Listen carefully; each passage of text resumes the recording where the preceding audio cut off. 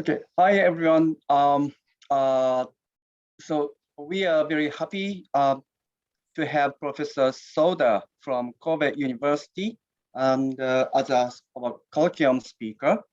And let me briefly first introduce Professor Soda. So he is a theoretical cosmologist, and so Professor Soda. Uh, he obtained his PhD on 1990 from Hiroshima University, and then after spending some time at Yukawa Institute, Kyoto University as a postdoc until 1992, and then he became a lecturer at Ehime University, and then became associate professor of Kyoto University, and from 2013 and until now, he's been a professor at the Department of Physics, Kobe University. And he has so far been working on some cosmology, and published a number of important papers on inflationary scenario and other early universe models and the relation to some particle physics, and, like axion and so on. But his recent focus is on the indirect detection of graviton through quantum entanglement, and even he proposed some feasible experimental setups. And he's talking about today. He will be talking about graviton search with quantum information and quantum sensing.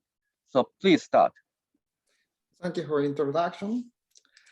First of all, I'd like to thank organizers for giving me this opportunity to talk on this topic. Actually, I'm interested in the quantum mechanics and the quantum information and the gravity. So although I don't belong to this Henkaku project, maybe I can share some interest with many people in this group. Okay, let me start with a historical view. As you know, at the beginning of the 20th century, there are two big discoveries, that is general relativity and quantum mechanics. Quantum mechanics has been developed into the quantum field theory. If you apply quantum field theory to electrodynamics, then you will obtain quantum electrodynamics. So considering the electromagnetic waves observed in 1888 in this quantum electrodynamics context, you can predict photon. Similarly, if you combine quantum field theory with general relativity, you can, in principle, you must have the quantum gravity, although we don't have the consistent quantum theory of gravity yet. But any quantum gravity should predict graviton, which is the quantum excitation of gravitational wave observed in 2015. So the question is if we can detect a graviton or not. Here I summarize the detection method. Okay, there are several different directions for detecting gravitons. The most direct one is to create a graviton at the accelerator, such as the LHC. And the other is more traditional one.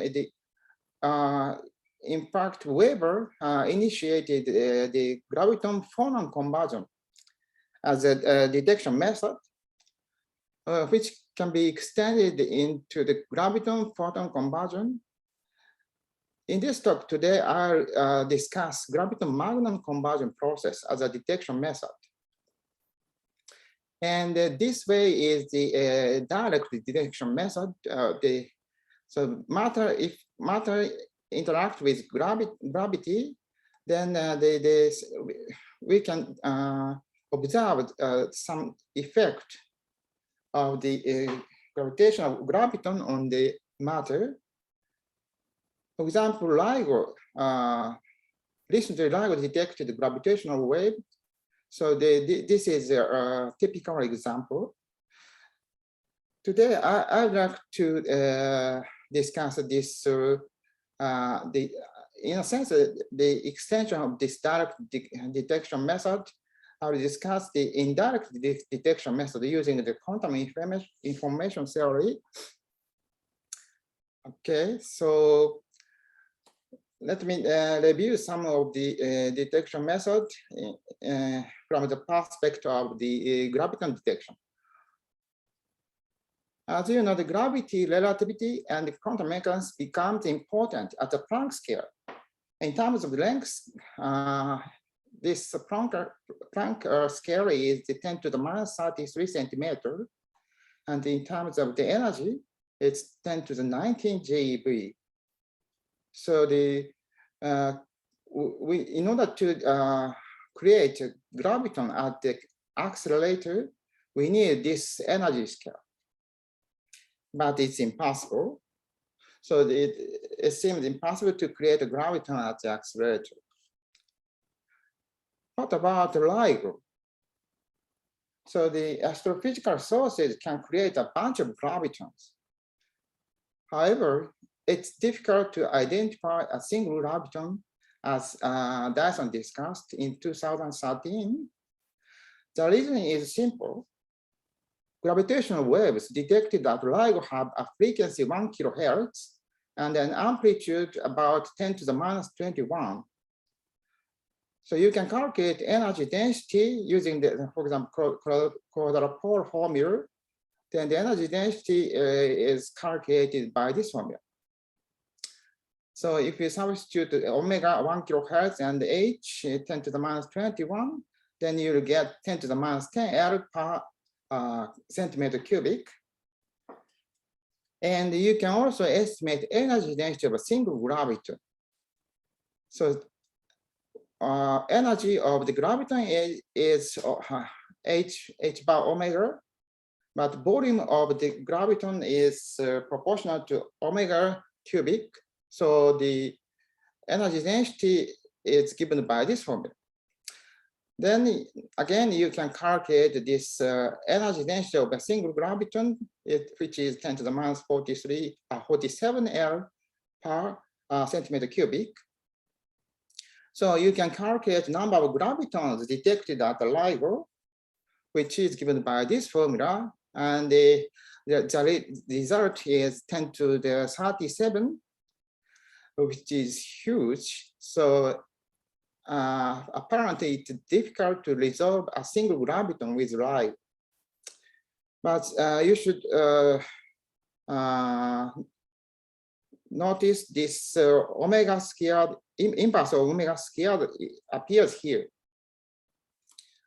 So if you increase the observed the frequency, then you will get a small number of gravitons. So you have a chance to detect a single graviton in that case. Okay, so thus there remain two possible directions. So there is a possibility to indirectly detect graviton, and through the noise of gravitons, like as discovery of molecules through the Brownian motion. So in this sense, we can observe graviton indirectly. Here, quantum information can be utilized. Actually, we studied the coherence process of entanglement due to gravitons.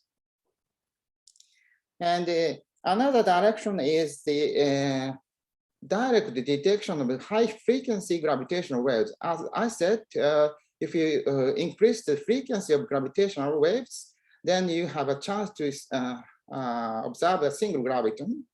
So here, quantum sensing would be important. So here, I summarize the basic picture of two directions. For the first one, we assume the present universe originates from inflation. which is supported by the CMB and the galaxy distribution observations. This inflation predicts the primordial gravitational waves. This can be regarded as a condensation of gravitons. Indeed, the vacuum state of graviton is squeezed, which is very quantum. So we consider graviton fluctuation in this background. Here you have squeezed vacuum. The graviton is, this is vacuum fluctuation. So suppose a massive object is moving. The object is interacting with gravitons. This induces the coherence of the quantum entanglement. Thus, we need to know the primordial gravitational waves and how matter coupled with gravity. And this second part, I will discuss the detection of the high frequency gravitational waves. And here we use the interaction between quantum matter and the high frequency gravitational waves. We take, in particular, we take a magnon as a quantum matter in this talk. So you can see here the experimental setup. Here you have the magnon. This is a yttrium ion garnet, which is ferri magnet. So this magnon interact with the gravitational wave. Then magnon will be excited. Then using the superconducting qubit, you can count the number of magnons. Then you can observe the gravitational wave. You can detect the gravitational waves. So in this talk, as a working hypothesis, we use the duality between action and gravity. More precisely, we use the existing data of action experiments to give constraints on the amplitude of gravitational waves at the gigahertz. However, our aim is to detect high-frequency gravitational waves by utilizing recent development of quantum sensing, with the hope detecting high-frequency gravitational waves leads to the detecting a graviton, a single graviton. So plan of this, my talk is as follows. First, I will explain the basics of primordial gravitational waves, and then discuss how matter interact with gravity. Then move on to the first part of my talk, where we derive the quantum Langevin equation and the graviton background, and propose an experiment method to indirectly detect the gravitons. And move on to the second part. I'll show the working hypothesis, and I'll explain how action can be proved with magnons. And then finally, I will discuss how we can probe the graviton with magnons. Then summarize my talk finally. Okay, so in the standard theory of cosmology, there are several problems. One of them is flatness problem. Here, omega is the density parameter of the universe, which is a ratio of the energy density of the universe to the critical density. So the deviation from the one of this quantity represents the curvatures, the existence of curvature. This is a curvature term, which is given by this formula using the Friedmann equation. Then when we consider the radiation dominant stage, this scale factor of the universe behaves as T to the 1/2. So this you can calculate this quantity. H is Hubbard parameter, which is A dot over A. So you can calculate this quantity, which becomes proportional to T, cosmic time. Then this is proportional to A square.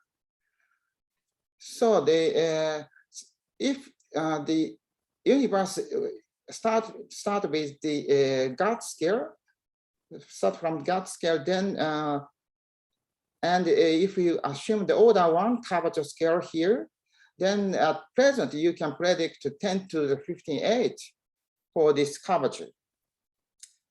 However, observationally, we know the present time that we have omega is almost equal to 1. So this is a flatness problem. So to resolve this flatness problem, people come up with the inflation.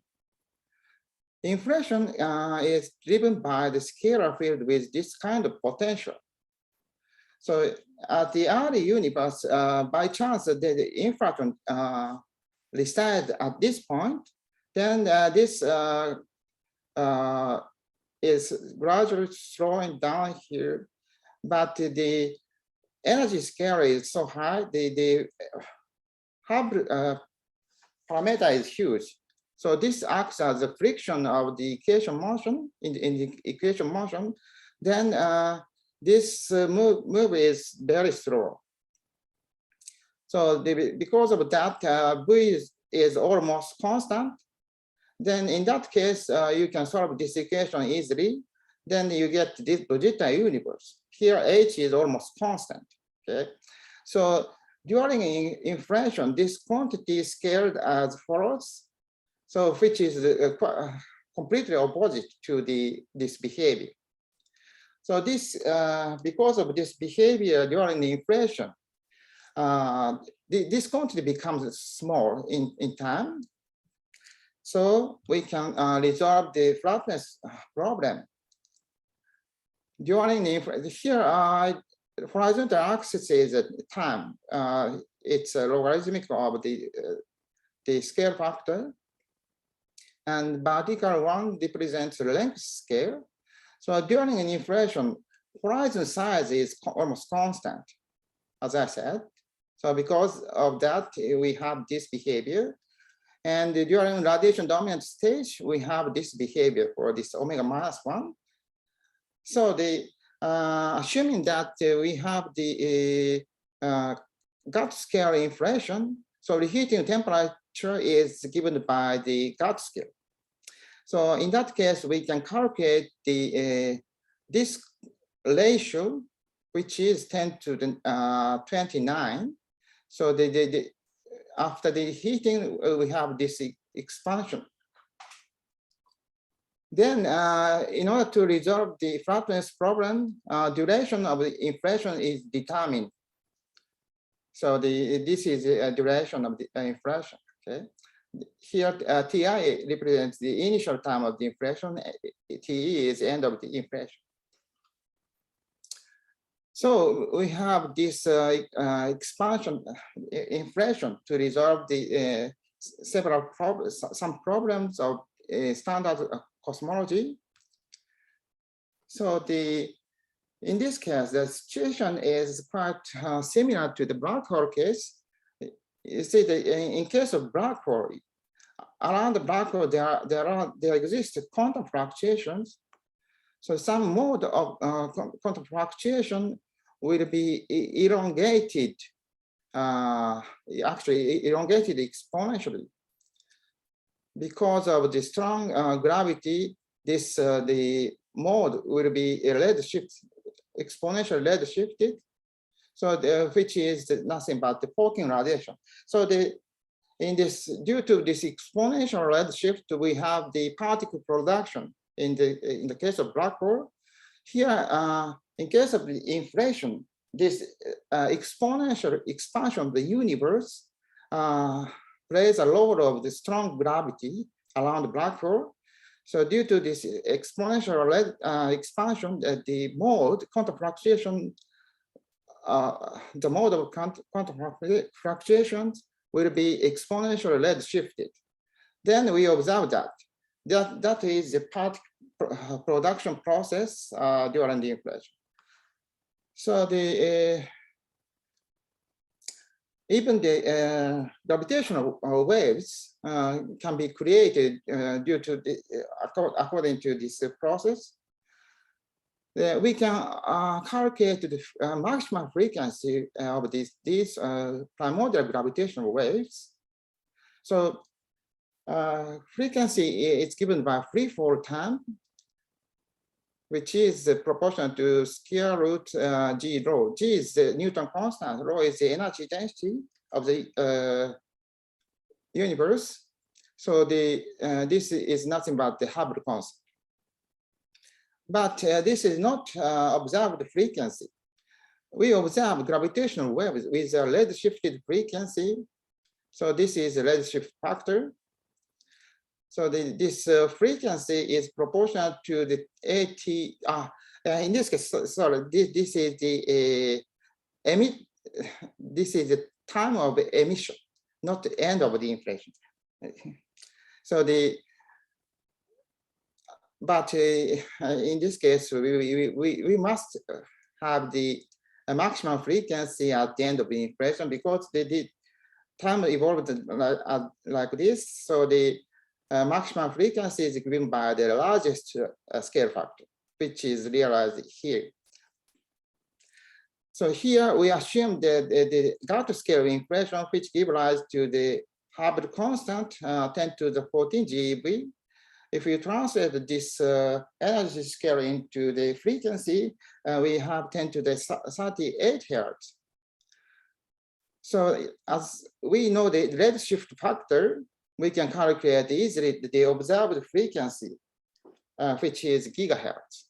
So this is the maximum frequency of the primordial gravitational waves. Okay. And the most important nature of the primordial gravitational wave is the following. First discussed by Grishchuk, 1998. So the usually initial condition is given by the Barch-Davis vacuum. Because of the cosmic expansion, there exists particle production described by the Bogoliubov transformation. So the cosmic expansion creates the two-mode squeeze state. So Bogoliubov transformation creates this kind of state. Here, Rk is the squeezing parameter, and B is the creation operator of this graviton during the radiation dominant stage. So this is natural vacuum state at present, okay? So if you expand this, then you obtain this superposition state. So if this squeezing parameter is large, then you will get maximally entangled state. So in that sense, Barch-Davis vacuum, graviton state is the quantum state, so-called squeeze state. And actually, we can calculate this quantity using the standard semi-classical theory. The result is as follows. Here's hypothesis R equal to the Fc over F squared. So here Fc is the maximum frequency of the primordial gravitational waves, which is gigahertz. And for example, if the omega is around the kilohertz as observed at LIGO, then this quantity is huge. You see that if you substitute 10 to the 3, then you'll get 10 to the 12 for this squeezing parameter. That is huge squeezing. From now on, we assume the present graviton state is kept to be squeezed. Okay. So the next question, how matter interact with gravity. Here is a subtle point. As you know, any metric can be set to that of Minkowski spacetime along a geodesic.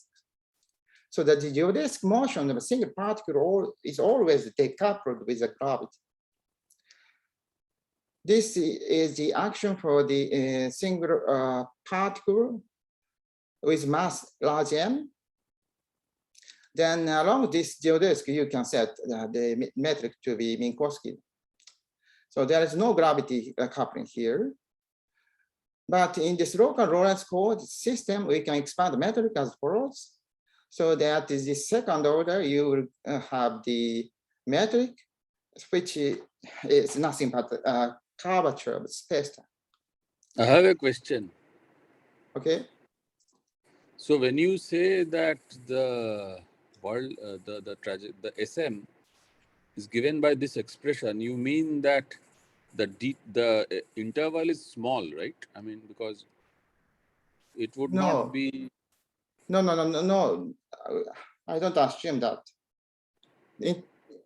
Interval, you mean interval along the time line? Yeah. No. This you can set the you can obtain this local Lorentz frame along a geodesic. You can always take this coordinate system. Yeah, but the different Lorentz frames are related by some sort of transformation, right? I mean, some sort of transformation, and when you consider the entire trajectory, you would have to consider G mu nu instead of eta mu nu, right? So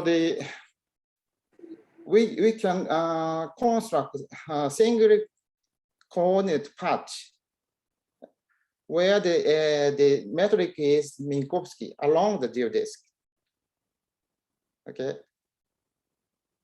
You don't need. You can do it locally, but can you do it globally? I mean, you can do it globally locally in the sense that along the geodesic. So irrespective of the length of the geodesic, you can construct such a coordinate system.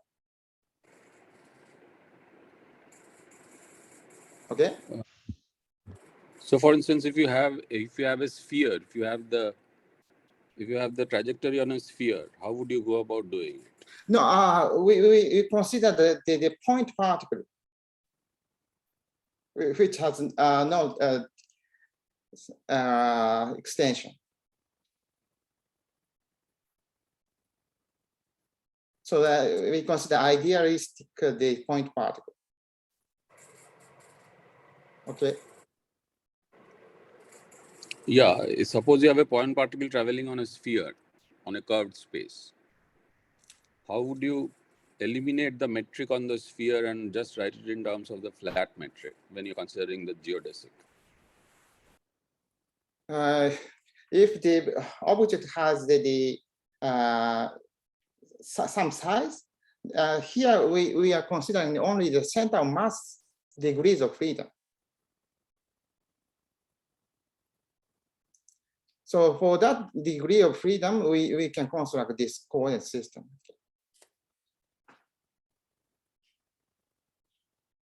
Okay, so just I'm not getting it right now, but if you go so ahead, maybe here you can see the how to construct the interaction. So for the single particle, we don't have the coupling between matter and gravity, but if there are two particles, then in that case we have the interaction. So they consider this is the origin of this coordinate system. Now I'm going to construct the Fermi coordinate system. Here I will take the origin. Then this is the position vector from the origin. So at this Zi, there is a second particle here. So this second particle feels the gravity.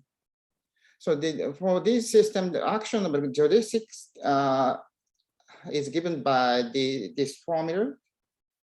So now we have a metric here for this second particle. Then this metric can be expanded using Taylor expansion. Then we have the as I said, this curvature of spacetime at second order.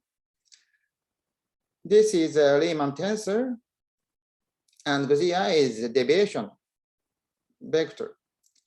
So the since this Riemann tensor is gauge invariant, we can use the TT gauge to calculate this quantity. So if you substitute this curvature Riemann tensor, then you will have the interaction between the metric and the particle. This is the interaction structure we will consider. So now I would like to discuss the quantum matter in this Graviton background. This part is based on the following work done with Sugumi Kanno and Junsei Tokuda. And from that interaction Lagrangian, we can calculate the equation motion. Here we have a source for the gravitational waves, and now the motion of the particle is affected by the gravitational waves. So if you solve this equation using the Green function, you can obtain the single master equation for the motion of the matter particle for the particle. Here we have the reaction force, which is famous reaction force. So the important part is here, which is a noise. When you solve this equation, you will get the homogeneous solution. Since we are considering the quantum theory, this H is operated, so the integration of this equation or integration constantly is also operated. So this Nij is represented by the homogeneous part of this wave equation, Heisenberg equation. Homogeneous. This is a homogeneous solution. So here A and A dagger is the annihilation and the creation operator. So this N represents the noise of the graviton. This quantum Langemann equation obtained by the first Palik, Wilczek, and Zariadeh in 2020, and also independently with different method discovered by us. So the point is that this noise correlation is given by this formula. Here, F is represented by the mode function. Mode function depends on the this squeezing parameter. This part is just standard Minkowski mode function. Because of this dependence, we have this behavior. For the large squeezing parameter, we obtain this behavior, which shows the damping oscillation, but the decay is not so fast. The point is that here we have the huge enhancement factor. Here, omega m is just cutoff of this momentum integral. So the squeeze state significantly enhances the noise of graviton. This is the point. Okay, so let me discuss the indirect detection method of graviton. This is also based on the work done with in collaboration with the Sugumi Kan and Junsei Tokuda. So first, I should stress that this mirror using the light people is 40 kilogram. This is big, so big. Nevertheless, these people, LIGO people, can make the ground state for this big mirror by using laser cooling. So we can assume the initial condition as follows. Here we will consider this kind of the interferometer, Fabry-Perot interferometer. Then here we have 2 mirrors. For that, for those we assumed the ground state at the initial time. And here we have the squeezed graviton state. This is the initial condition. So next, we inject a single photon from here. Then photon can go through the beam splitter, then hit this mirror. But this photon can be reflected and hit the second mirror. So in general, we have the superposition state of these 2 possibilities. So the photon state is represented by the superposition state. Now, when the photon hits a mirror, this mirror will be excited, which we denoted Xi1. And when the photon hit this mirror, the second mirror will be excited. So now this photon can make the superposition state of the 2 mirrors. So this is the initial state. So after that, after this process, we ignore the photons. So at the initial time, we have this reduced density matrix. After tracing out this graviton state, we will have the interference terms. So you may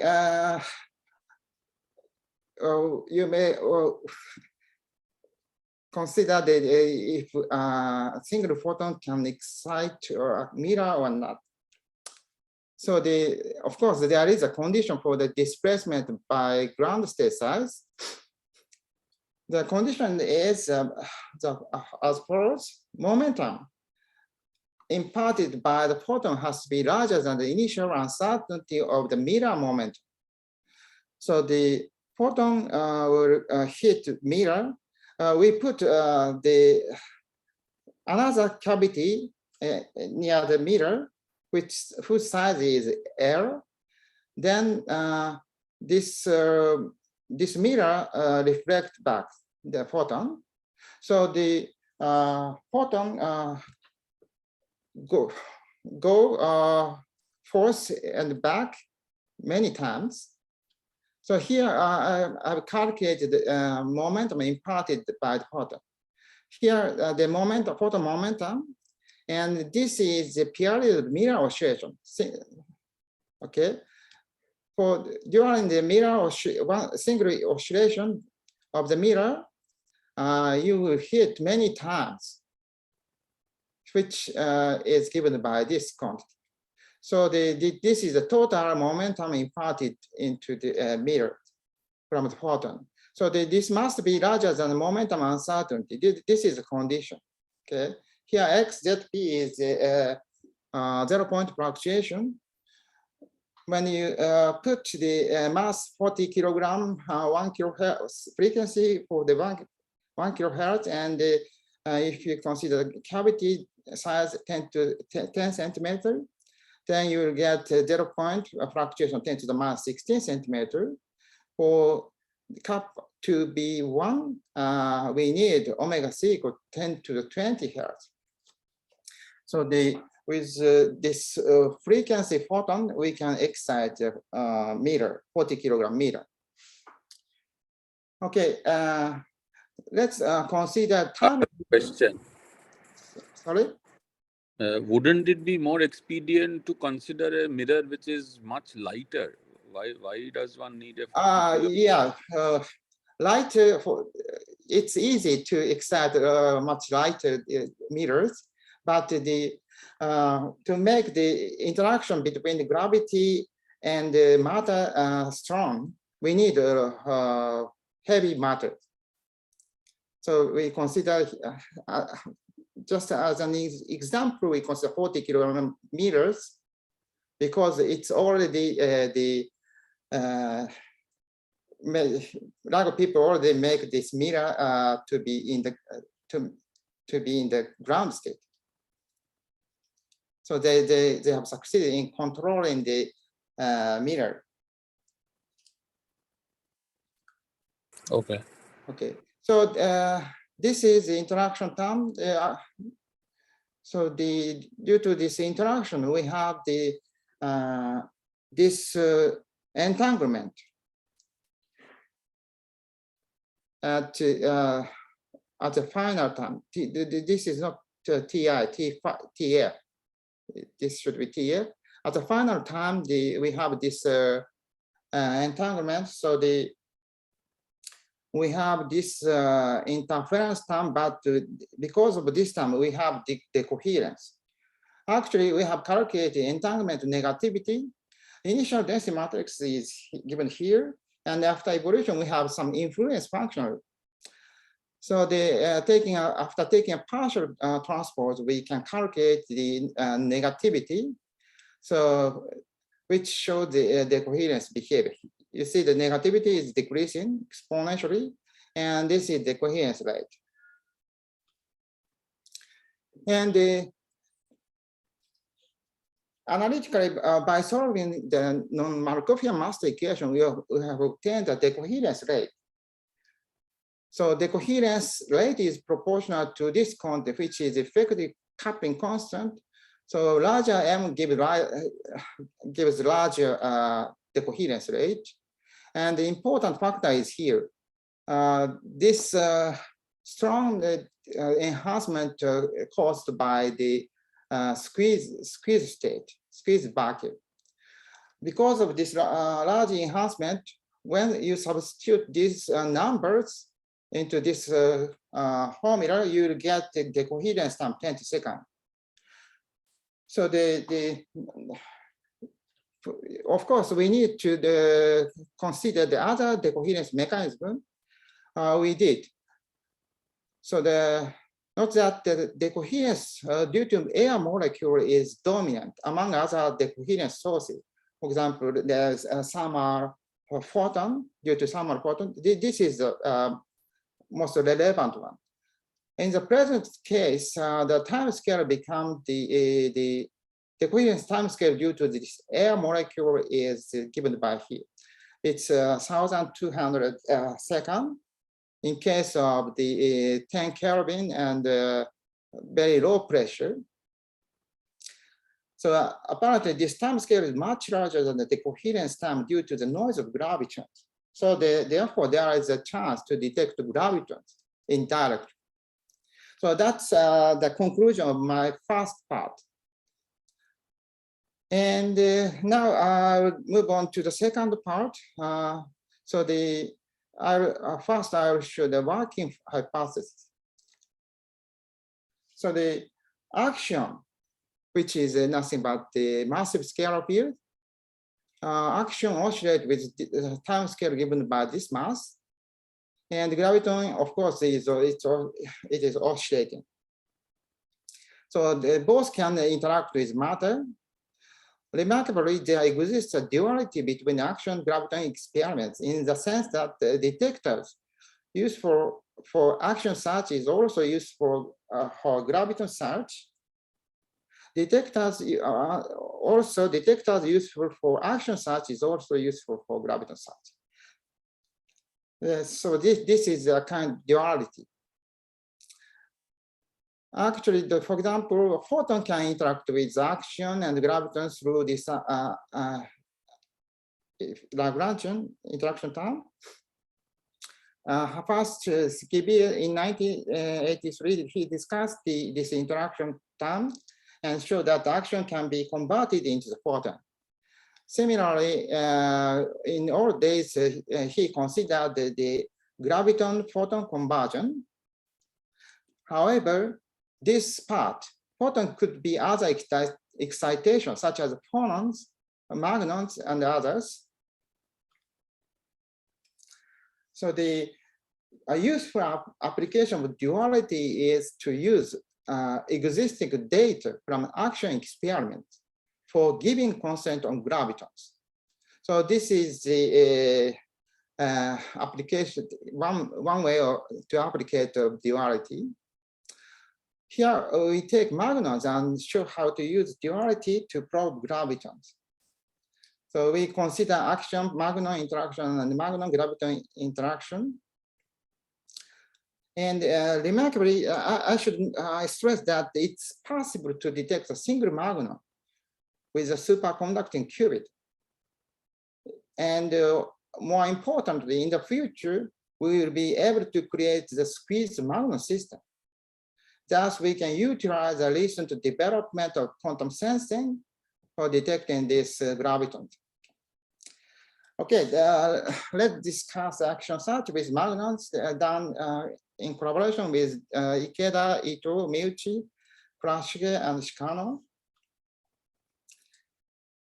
Okay, let me explain what is magnon. So suppose there exists the spin system in the, for example, in the condensed matter. If we import the magnetic field, this spin will be aligned. This is a ground state for this system. If we inject microwaves, here are the inside this condensed matter, there is this alignment. But if you inject microwaves, there occurs Raman precession. Spin will rotate correctly. This is so-called spin waves. Okay, so this microwave produces this time-dependent magnetic field. This time-dependent magnetic field induces these spin waves. Magnons are nothing but quantum excitation of these spin waves. So the creation and annihilation are described by the creation and annihilation operator by using the first and the Primakov transformation. Then the magnon state Hamiltonian of the magnon is represented by this formula. Here we have the Raman frequency. So now you can consider the interaction between the action and the electron, which carries the spin. So in the non-relativistic approximation, you have you have this coupling. So this is the magnetic field, but this is not real magnetic field, but the effective magnetic field induced by the action field. Here we have the coupling constant between the action and the electron. Then since this action is oscillating, we have oscillating effective magnetic field whose frequency is given by the action mass. In case of microelectron volt action, we have gigahertz for this frequency. And since this frequency is long, coherence length is long, we can consider only the Kittel mode. Then in that case, we have this Hamiltonian. So the effective coupling constant is given by the effective magnetic field, and the important part is here. Here we have square root n. N is the number of electron density, which is huge in the case of YIG, 10 to the 22. So we have the huge enhancement here. And now we can perform the experiment. Then because of this action behavior, we have here the M is the energy density of that dark matter, which is observation we know that which is 0.45 GeV per centimeter cubic. And we know the velocity of the dark matter, which is given by this number. So we have this formula. This experiment constrains this effective magnetic field, which is 4.1 times 10 to the minus 14 Tesla.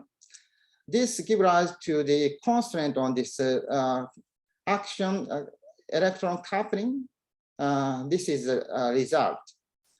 So this is a constraint. So this is not good compared with the Clark's result, but this experiment has not been done for the purpose to detect action. Therefore, so we use the data for the other purposes. So if you can make the experiment specific to the action detection, then we can further improve the sensitivity. Now we can discuss graviton search with magnons. This is also done with these people.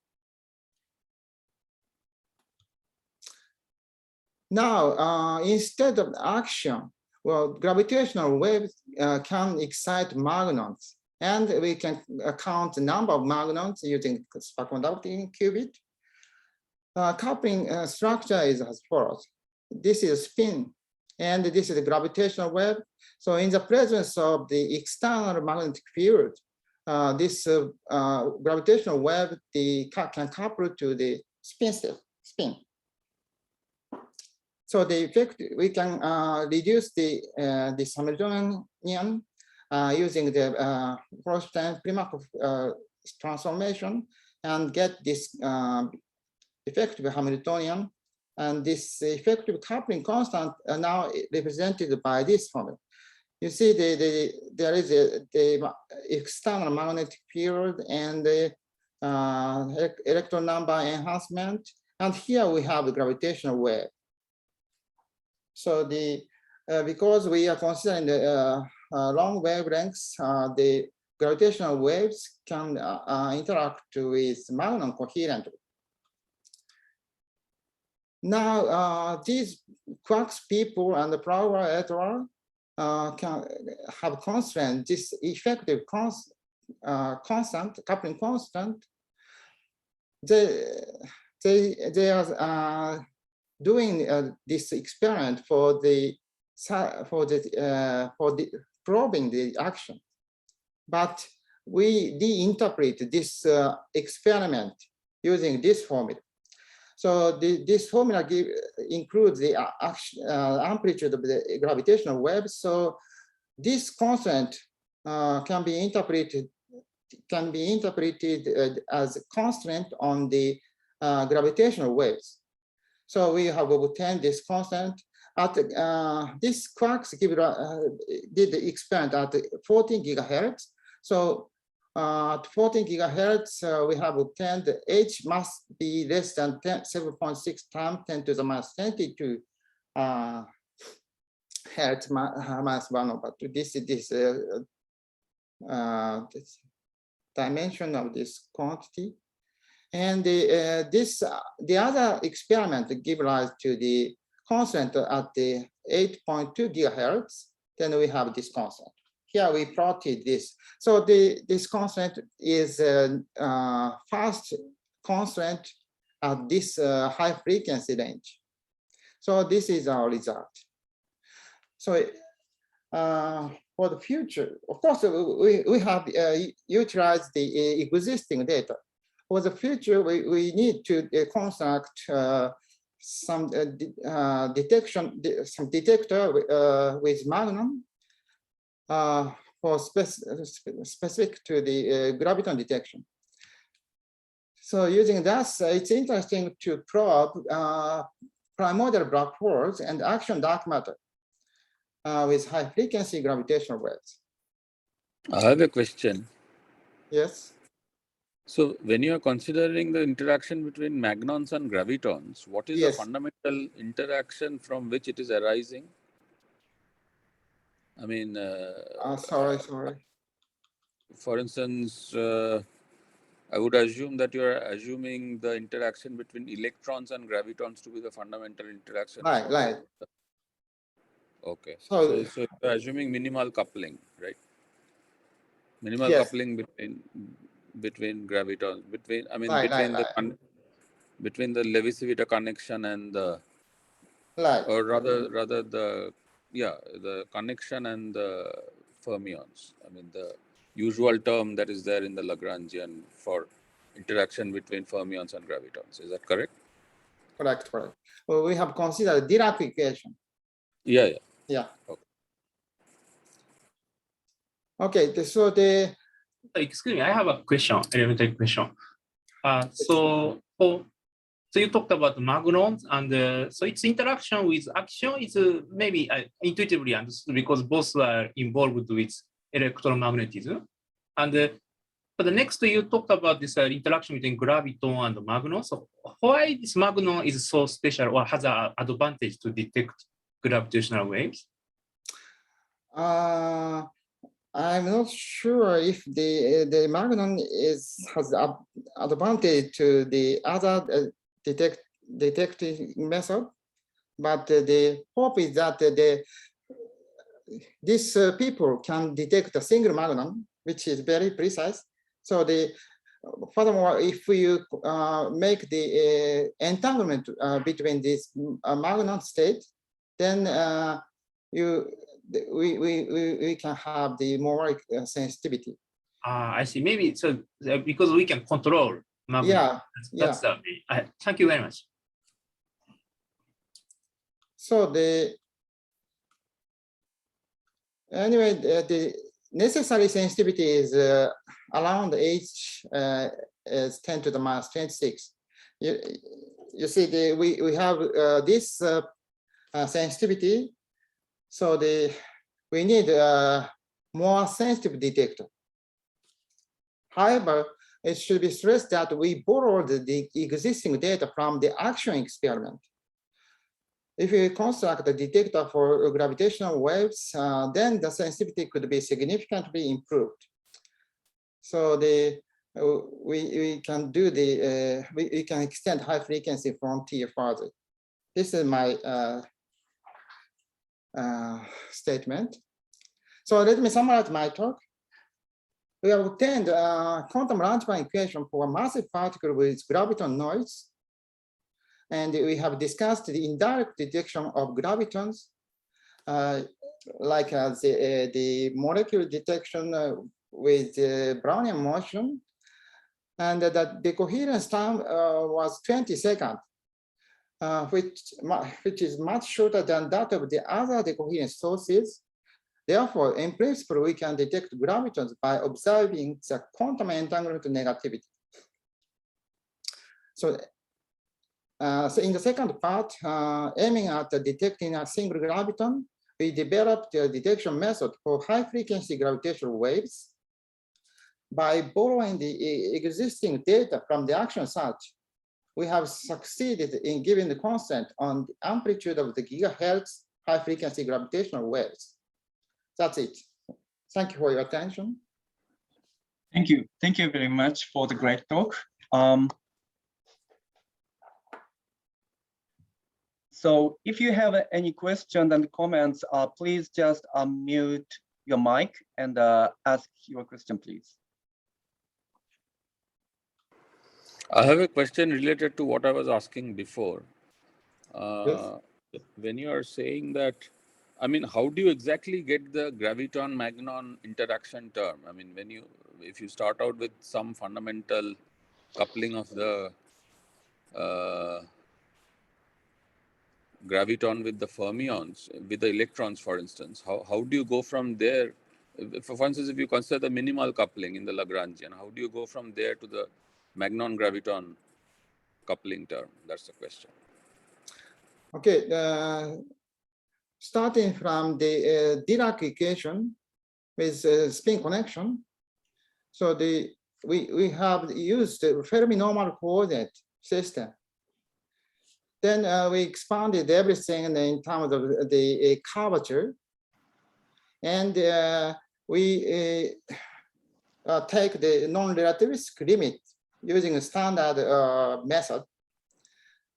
Then we have obtained this interaction structure. Of course, there are many other interaction terms, but just I picked up a single interaction term here, which is relevant to this process. Is it the leading order term in some expansion? Because if it's yes, not, yes, then this other is terms leading term. Of course, there are other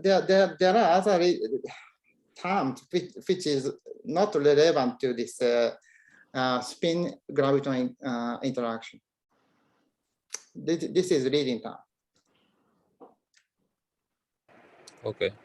Okay. I can ask a question. Yes. So thank you very much for very interesting detection proposal about this gravitons. And I think this is important thing is that you can detect quantum fields of graviton.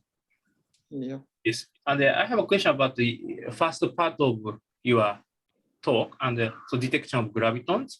And so yeah. So you talked about this entanglement negativity. But do you have any idea how to? I mean, entanglement negativity is really quantum information quantity. So not direct to I think measure experiment.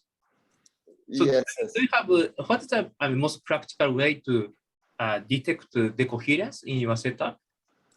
Yeah, that's the most difficult point in this proposal.